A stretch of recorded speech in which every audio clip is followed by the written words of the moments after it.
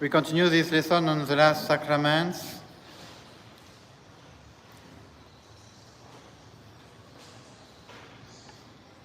They are these sacraments that we administer to persons dangerously ill and include confession, viaticum, and extreme unction. This is what we want when we call for the last sacraments. It's not only extreme unction, it is these three sacraments.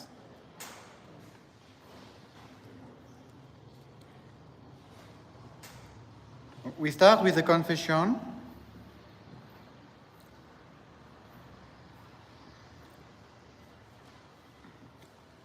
We receive the Holy Eucharist in the viaticum form, and we are given extreme unction.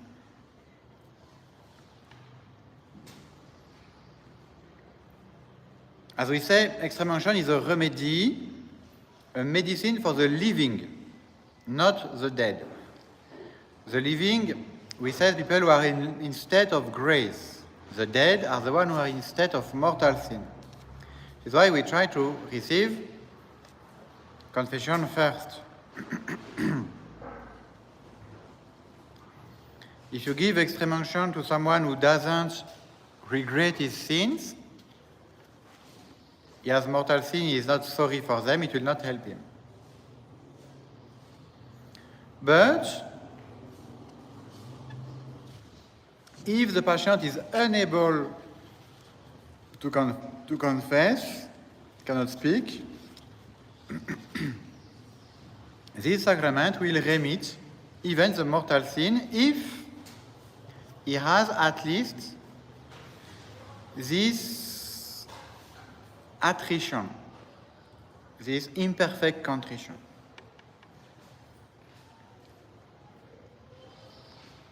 Like what we do when someone is sick, and his sickness is maybe to death, we should call the priest to administer the last sacrament. We should not delay calling the priest till the person is already on the point of death, because we can prepare better for even this last communion. You can see many times when we are called too late, we cannot confess the person because the person cannot speak, and we cannot even give communion. And you know, in the church, it is a divine law, not even an ecclesiastical law. It's more important to die with the Holy Eucharist. And so many people that deprive their family members from this grace of dying with the Holy Eucharist by calling the priest too late because the person is not conscious, cannot receive.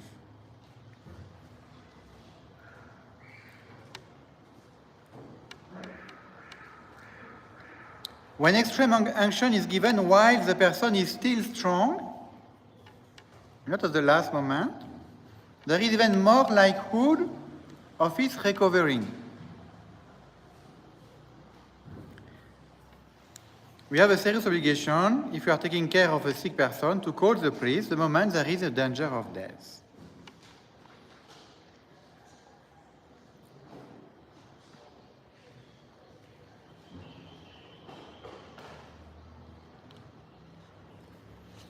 We should always call the priest of the parish this person belongs,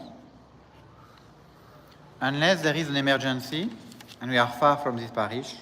And now we reach even to the chaplain of the hospital if we cannot get from our parish.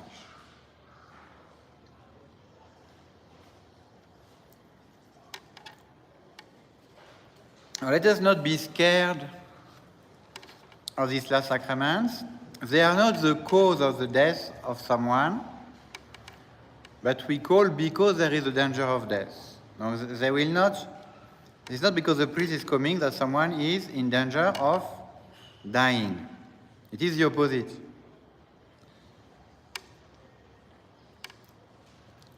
And because sometimes you fear that the patient can get afraid and even now think he is finished. Actually, it is exactly the opposite. When a patient has received extreme unction, he is much better, much calm, much peaceful. But if you want to help your loved one, call the priest.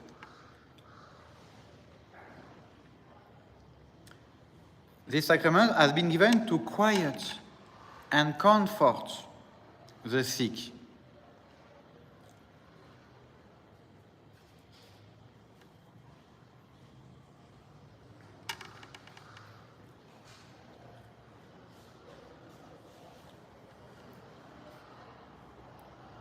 And you don't have to call the priest to give the last sacrament. Just call the priest and say someone is sick. Maybe it's good if you could see him. The priest will know what to do. Maybe he will consult, will speak with a doctor or with a nurse, and they will say, oh, this is very okay, you will recover soon, don't worry. There is no need of giving the last sacrament. Or sometimes the doctor will say the truth to the priest. Father, if you have something to do it now. Okay, now you run. So you know what is the truth, huh? Maybe they will not say the family, but maybe they can say the priest.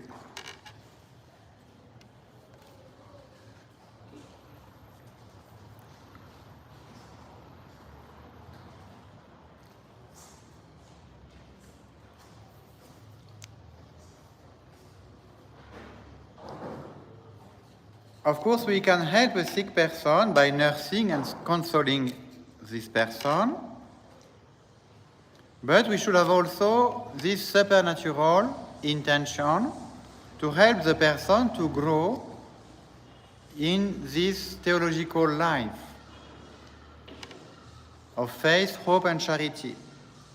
These three virtues are the essential virtues, and we have to help patients to think about their faith, to think about the love of God for them, the mercy of Jesus,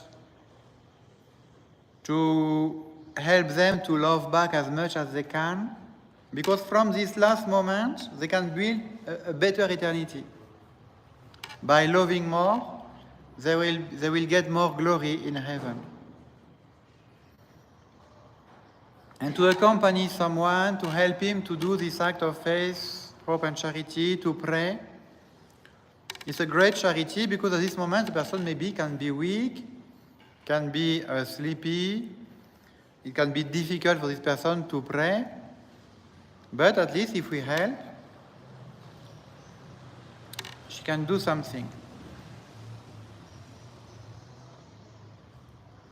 Of course, it's important to help this person always to renew this act of contrition. Even if they are not Catholic, you can always tell them, please ask God to forgive you if you have done something wrong. Because, if they reach to God and they ask God to forgive them, maybe it will be okay. It will be an act of faith enough, an act of charity enough to be saved. So let us encourage everyone, actually, to do this act of contrition and also to accept the will of God. Actually, this acceptation of the will of God is giving us this peace. We are not fighting the will of God, we accept.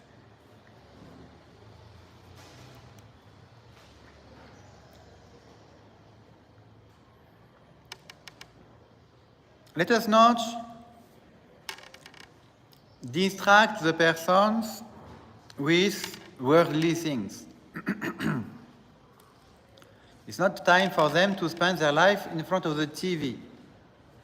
And this is what people do. These people at home or in the home for sick people or in the hospital, easily they have a TV to keep them busy. Busy with what? Busy with worldly things that are distracting them. And we want them to be distracted. But distracted from what? From the truth, from the reality. They are going to die. Better for them to pray. Better for them to say the rosary. And people, before they had the TV, they could say 30 rosary per day. Now with the TV, they just watch and they become stupid because these programs are stupid. And it's really the worst we can do is to put an old person who is dying in front of a TV. This is worldly.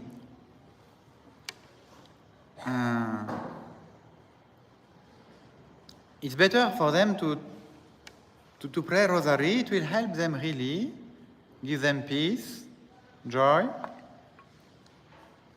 and prepare them for a good death. Or even the way you speak with them can be wrong also.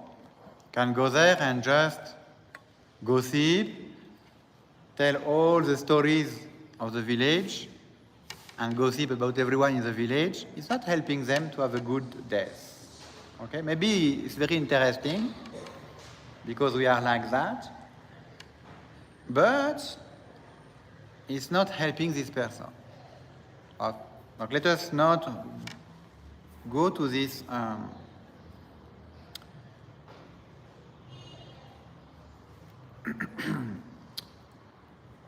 to this mistake. Something else also is to tell someone, to encourage someone when there is still hope is good, because he has to fight. He has to fight the sickness, he has to overcome it and recover. But there is a stage where this person just has to go now, okay? It's time, you have a cancer, and you will die, this is the truth. Let us not give false hope at this moment. Let us tell the person, it seems you are going to go to heaven very soon, okay? You have to finish your purgatory on earth, to pray well, that you can very quickly go to heaven, okay? And it is very positive to die and to go to heaven. But it's the moment where people are lying to the sick people. No, we will not die, everything is okay. The doctor has said you are very okay. No, next week you will be home. Yeah, home is heaven, yeah, maybe, but not, yeah. So let us not die, not sick, not lie to these sick people.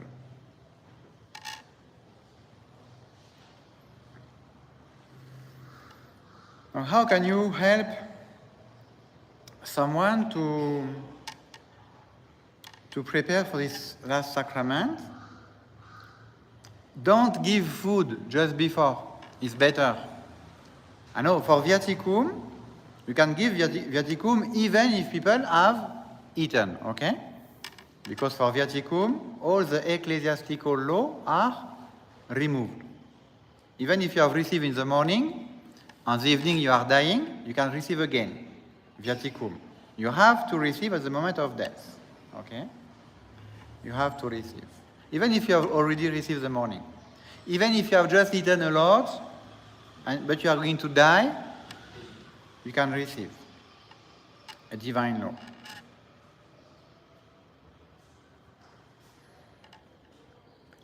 But when we call for someone who is sick, maybe it's not the last time he will receive. Maybe the priest can say, no, I will not give viaticum today. I will come back tomorrow or next week to give the viaticum, because for the moment, this is why it is good still not to eat, don't give food just when the priest is coming. At least we should try to keep this 1 hour, if possible, for the communion of the sick.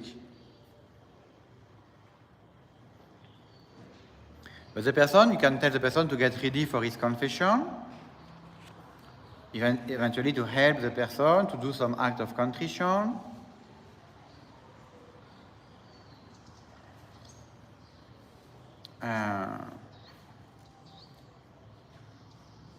You can clean the person a bit, eventually, if it's better to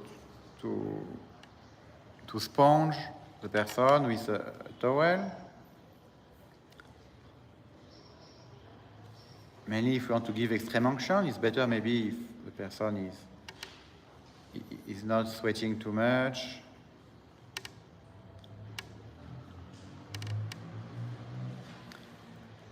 And what we should do is to, if we can, the priest is coming with his own items, but you could still prepare an altar.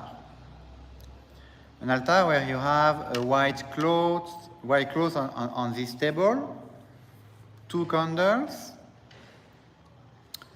a crucifix, some holy water if you have, and you should have also a glass of fresh water.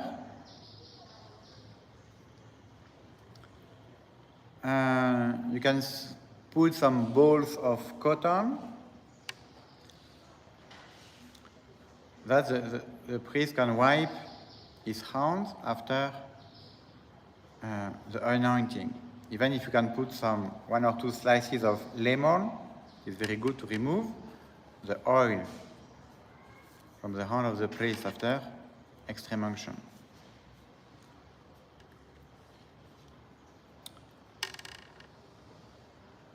Something also that people don't always know, when the priest is coming with the Blessed Sacrament, he has the Blessed Sacrament with himself.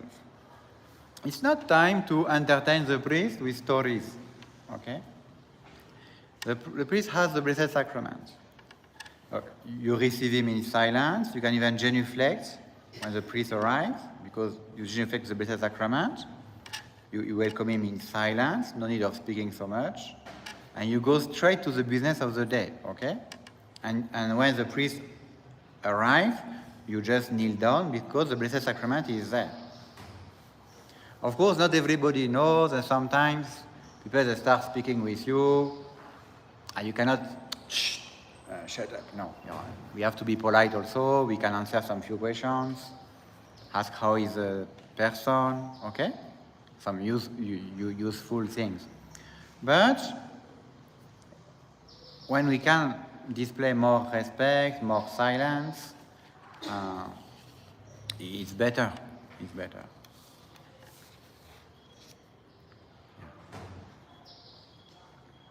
Upon the priest's arrival, if he is carrying the Blessed Sacrament, we should meet him with a lighted blessed candle in silence. The priest himself brings the corporal, on which he lays the pig seed containing the Blessed Sacrament, the small ciborium.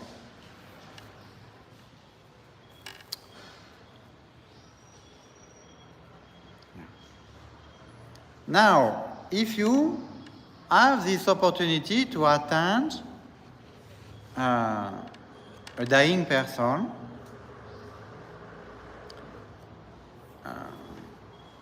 you should kneel or be around this person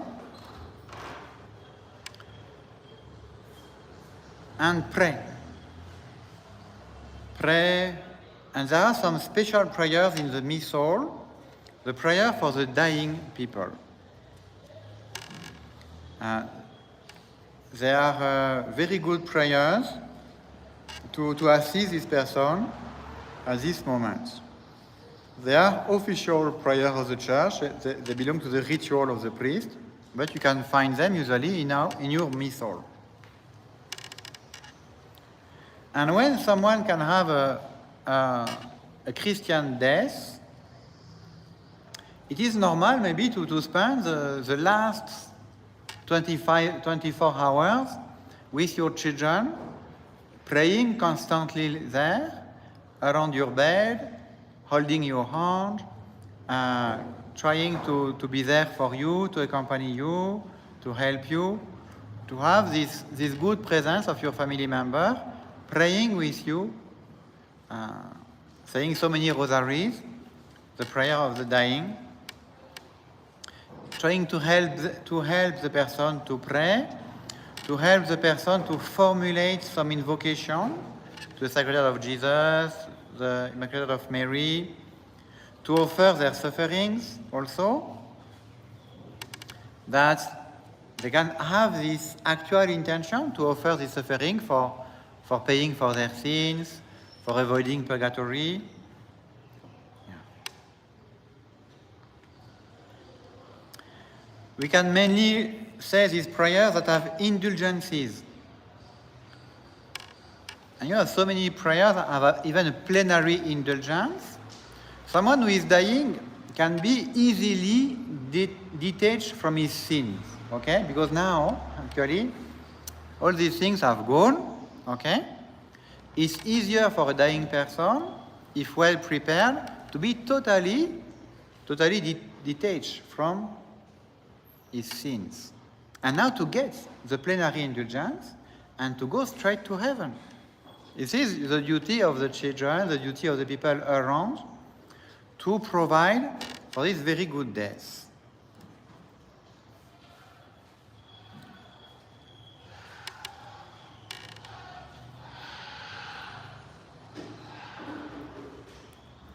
There is a papal benediction with a plenary indulgence, and this is gained by saying the holy name of Jesus. And it has always been a custom to help people to die with the name of Jesus on the mouth, on the lips. It is a custom also to have a crucifix, where people can kiss the crucifix. And, maybe you cannot speak, but you can still try to do this act of love.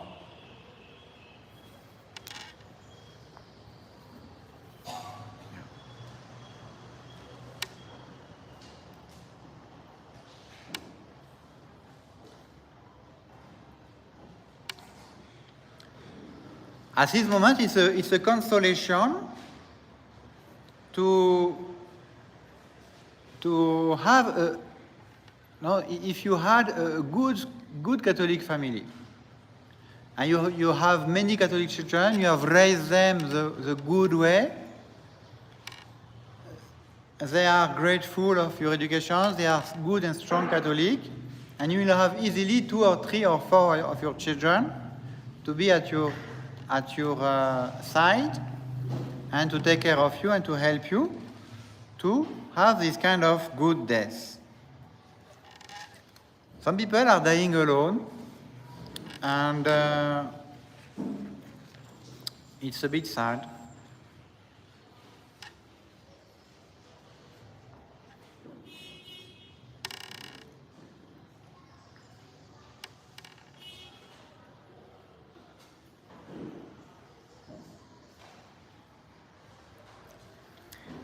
There is a specific prayer given by the Church that you can say even today, and that will give you a plenary indulgence at the moment of death.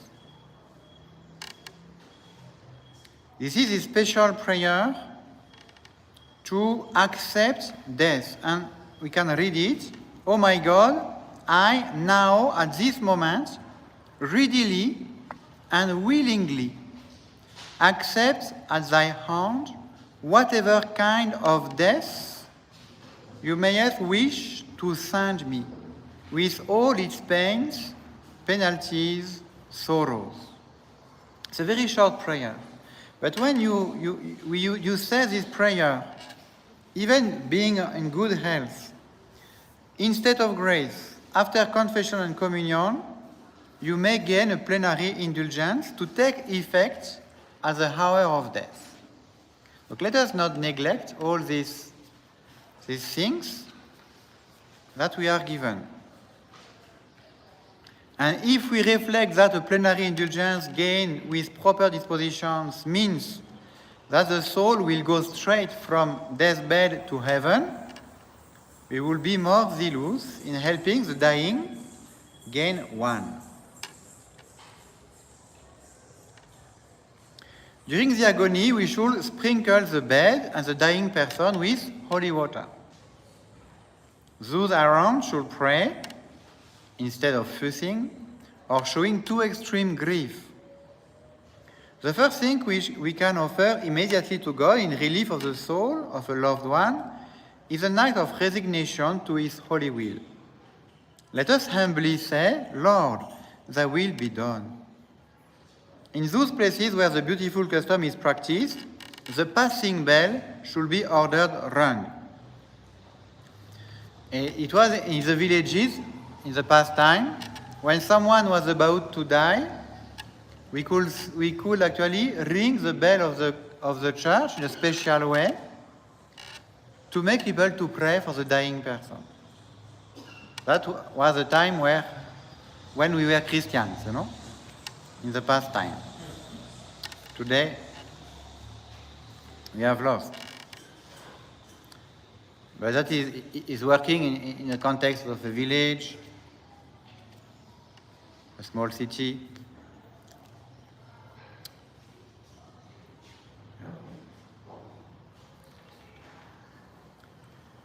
Now, if someone is already dead, can you call the priest? Yes, you should call the priest. Because absolution and extreme unction can be given conditionally for some time after apparent death. Who knows what is death? We don't know what is death exactly, or when death is happening exactly. Death is separation of the soul and the body, but when has the soul gone, really? We don't exactly know. This is why the Church is still giving absolution and extreme unction even after apparent death. Usually we say around 2 hours. Yeah. Still you can call the priest.